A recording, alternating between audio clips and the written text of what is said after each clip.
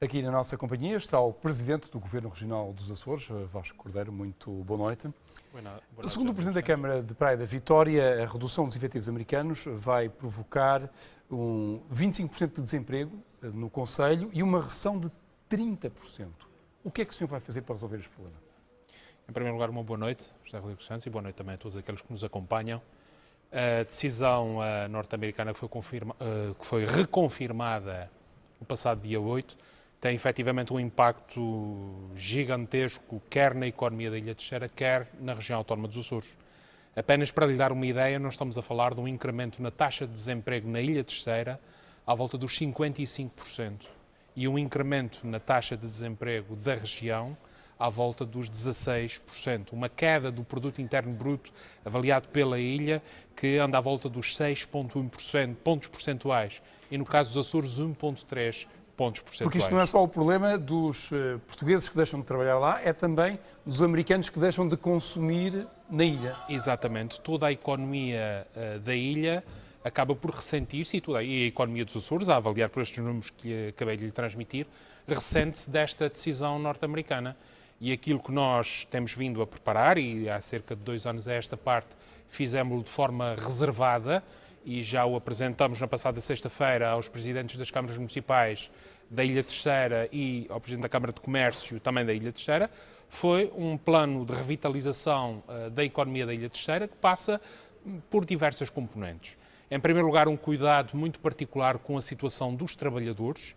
É necessário acautelar o rendimento daqueles que, do ponto de vista direto, são influenciados por esta decisão. Estamos a falar de mais de 400 de trabalhadores, mas também uma preocupação com aquilo que tem a ver com a economia da ilha, indireta, com o mercado imobiliário que se ressente exatamente porque havia muitas famílias americanas que recorriam a arrendamentos de imóveis propriedade de portugueses. Mas que plano é esse que está a falar? Qual é a um plano ideia? Que foi elaborado pelo Governo dos Açores. Nós consideramos que o tempo agora é de ação e sem prejuízo de se continuarem os processos de demonstrar aos Estados Unidos que esta é uma má decisão na sua substância e é uma má decisão no seu procedimento. E repare, não é uma má decisão apenas para os Açores. A forma como esta decisão foi construída... Já vamos falar na relação entre Portugal e os Açores. A minha pergunta, neste momento, é o que é que pode fazer, o que é que esse plano prevê exatamente? Este plano prevê exatamente, como lhe disse, ao nível dos trabalhadores, o cuidado que se deve ter com a implementação dessa decisão. Do ponto de vista concreto, o que é que eu quero dizer?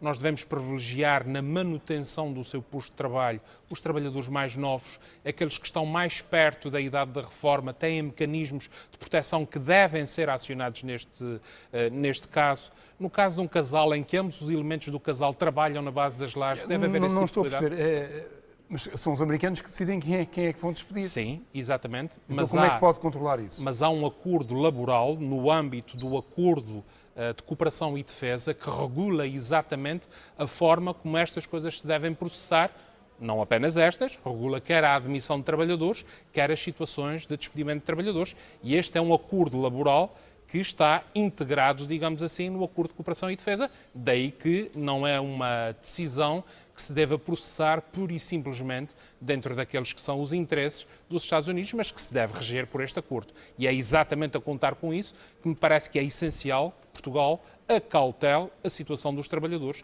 Mas este plano de revitalização não se esgota nessa componente laboral. Do ponto de vista de uma majoração de sistemas de incentivos às empresas que investam na Ilha Terceira, do ponto de vista fiscal e do ponto de vista de um conjunto de taxas que devem ter uma discriminação positiva na Ilha Terceira para os investimentos aí realizados, do ponto de vista ambiental, a necessidade de se acautelar que a pressão ambiental que naturalmente a presença das forças militares americanas e de todas as infraestruturas da base das lajes traz para a Ilha Terceira não se transforme num dano ambiental. Tudo isto está contemplado neste plano, que deve ser passado à prática, desde logo com uma responsabilidade primeira do Governo da República. Há matérias que nós entendemos que o Governo da República deve chamar à responsabilidade o Governo dos Estados Unidos e, naturalmente, que o Governo dos Açores não está isento desse esforço também e quer ser também parte da solução. Quando fala em chamar à responsabilidade do Governo dos Estados Unidos, está a falar em que exatamente? O que é que Portugal deve fazer? Bom, em primeiro lugar, para responder a isso é necessário ter em atenção o que é que aconteceu durante os últimos 2 anos.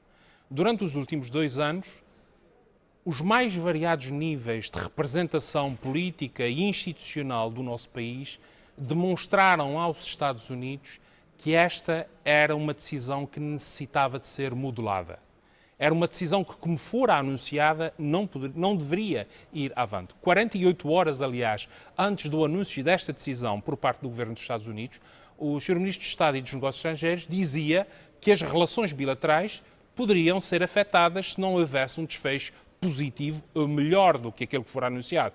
E reiterava a disponibilidade para negociar do nosso país. Já vimos que os americanos não quiseram, mantiveram a sua posição inicial. Daí a expressão que eu utilizei na reação, que era uma monumental bufetada na cara do Estado português. Mas a questão é esta, o que é que Portugal pode fazer? Decretar sanções à América? Não, mas Portugal tem um acordo neste momento com os Estados Unidos. Deve rasgar o acordo? Não é rasgar o acordo. E, sobretudo, não é apenas o acordo técnico, conforme eu já havia referido. Deixe-me explicar-lhe. O acordo de cooperação, exatamente. O acordo de cooperação e defesa tem várias áreas. Tem as instalações da base das lajes, a utilização. Tem uma segunda área de exercícios conjuntos militares, formação militar, cooperação na área militar, com até a possibilidade de fornecimento de equipamento às Forças Armadas Portuguesas. Tem uma outra área que tem a ver com investigação e desenvolvimento na área da defesa. Ora, quando nós falamos de rever o acordo técnico, estamos a falar a circunscrever o impacto desta decisão apenas à base das lajes.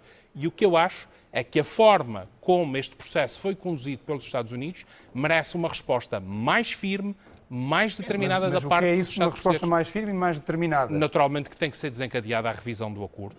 E naturalmente que acho que... E o que é isso, desencadear a revisão do acordo? É dizer, afinal, em vez de estarem 165 militares americanos, só podem estar 50. José Rodrigo Santos, deixe-me lhe dizer de forma muito simples. Quer dizer que continuamos amigos, mas se calhar já não frequentamos a casa uns dos outros. Quer dizer isso. Dito de uma forma... Portanto, Portugal deveria convocar o seu embaixador em Washington, é isso? Não, o acordo prevê os mecanismos pelos quais esse processo se deve desencadear. Deixe-me colocar aqui esta questão. Em 2012 e 2014, o primeiro-ministro chinês e o presidente da China fizeram escalas na terceira, sendo que não havia razões técnicas para o fazerem. E, em 2013, o embaixador chinês em Lisboa foi também à terceira. Parece haver aqui um interesse chinês nas lajes. Acha que Portugal pode, de alguma forma, jogar com este interesse, até pensar em entregar as lajes à China, como forma de pressionar os americanos, por exemplo? Depende do que estivermos a falar. Naturalmente que na área militar não me parece que isso seja possível. Fazemos parte da NATO? Não me parece que seja possível, por um conjunto variadíssimo de razões. Mas também não nos esqueçamos, a relação diplomática que Portugal tem com a China é muito anterior à relação diplomática que Portugal tem com os Estados Unidos.